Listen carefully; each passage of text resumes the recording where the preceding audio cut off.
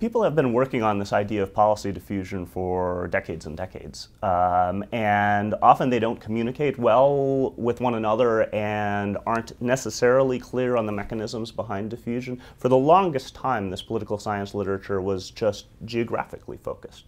So if I adopt a policy, is it the case that I adopted it because the surrounding states or surrounding communities also had that policy?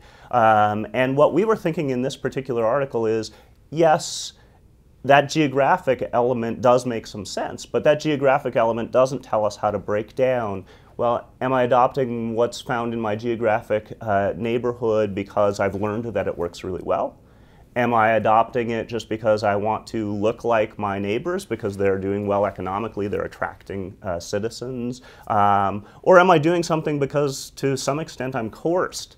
Right? You could imagine localities being coerced by the state government. You could imagine state governments being coerced by the national government through grant conditions and demands and unfunded mandates. And indeed, we know that nations are coerced in their policies by other nations. And so we'd like to separate out, did a particular government adopt a particular policy for what we might call the right reasons, they've learned it's successful, or because they're just trying to copy whatever might score them some political points, or for some of these other reasons.